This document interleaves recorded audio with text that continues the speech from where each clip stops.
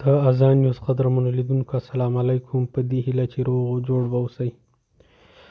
د تېرې شپې د زلزلې له امله په پکتیکا او خوست ولایتونو کې بشري فاجعه رامنځته شوې ده. د دغو زلزلو په نتیجه کې تر 1000 ډېر زیات هیوادوال شهیدان شوي او له 1500 څخه زیات کسان زخمیان شوي دي.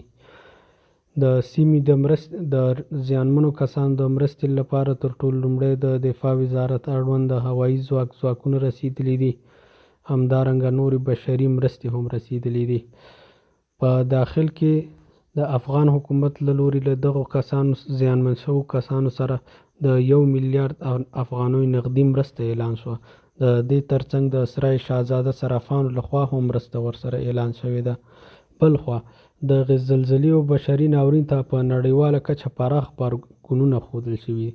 د امریکا د متحده ایالاتو څخه نیولې تر پاکستان، چین، ترکیې، هند او نور نږدې او لرو ګاونډیو هیوادونو دغه زلزلې او بشري ناورین ته غبرګون ښودلی دی او افغانانو سره یې د مرستې وعدې کړي دي. همدارنګه د چین د خارجه وزارت د سویلي اسیا د برخې مسؤل په چین کې د افغان سفیر سره لیدلی دي. نوموړي وعده ورکړې چې له افغانانو سره به مرسته وکړي. ترکیه هم د زلزلې له امله په وروستي مرګ له خواشیني څرګنده کړې او په کابل کې د ترکیې سفارت ویل چې دوی د قربانیانو له کورنۍ سره د خپلې خواخوږۍ مراتب شریکوي او ترڅنګ یې بیړنیو مرستو ته تیار دي. امریکا متحده ایالاتو پر هیواد کې وروستۍ زلزله او مرګ له خواشیني څرګنده کړې. د امریکا د بهرنیو چارو وزارت ویل چې له افغانستان سره د زلزلې او مرګ راپورونه ترلاسه کړي چې خورا خواشینونکي دي. سرچینه کاږي چې دوی د پیښې له قربانیانو او زیانمنو شوو سره ځان په دې غم کې شریک بولي. زلمي خلیلزاد له نړیوالې ټولنې بیا غوښتي چې له افغانانو سره بیړنۍ مرستې وکړي. د امریکا د بهرنیو چارو وزارت پخواني ډیپلومات زلمي خلیلزاد په یو پیغام کې ویلي کورنۍ سره همدردي شریکوي.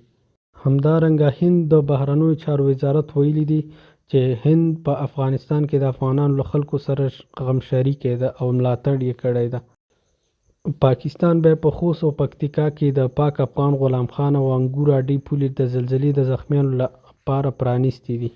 همدارنګه د پاکستان لومړي وزیر شهباز شریف په افغانستان کې د زلزلې له امله په اوښتو زیانیو مالي او ځاني زیانونو د خواشینۍ څرګنده کړې او ژمنه یې کړې چې د افغانستان له خلکو سره به هر ډول ممکنه مرسته وکړي. همدارنګه د چین د بهرنیو چارو وزارت په یو بله اعلامیه کې پکتیکا او خوست ولایتونو کې د تېرې شپې زلزلې له امله پر اوښتو ځاني او مالي زیانونو خواشیني ښودلې ده.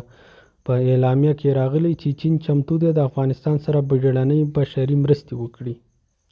همدارنګه خوست او پکتیکا ولایت سره د افغاني سرې میاشتې د ګودامونو څخه 15 موټرو کې 4000 کمبلې، 800 خیمې، 4000 ترپالونه، 800 د پخلنځي د لوښو بستې، درمل، د اوبو بوشکې او نور ګڼ توکي یادو زلزله ځپلو سیمو ته لیږدول شوي دي. همدارنګه کابینې نن د خوست او پکتیکا ولایت د بشري ناورین په اړه په ارګ کې بیړنۍ غونډه ترسره کړې. په غونډه کې له زیانمنو سره د خواخوږۍ ترڅنګ ټولو اړوندو ارګانونو ته دنده سپارل شوې چې د مرستې عاجل ټیمونه سیمو ته ولېږي. همدارنګه له شهیدانو زخمیانو سره د نغدي مرستو او تداوۍ لپاره هم تدابیر ونیول شي. ورسره لارښوونه وشوه چې د غذایي موادو، البسې، درملو او نورو اړینو توکو رسولو او زخمیانو د انتقال لپاره د هوایي او زمیني ترانسپورت څخه کار واخیستل شي.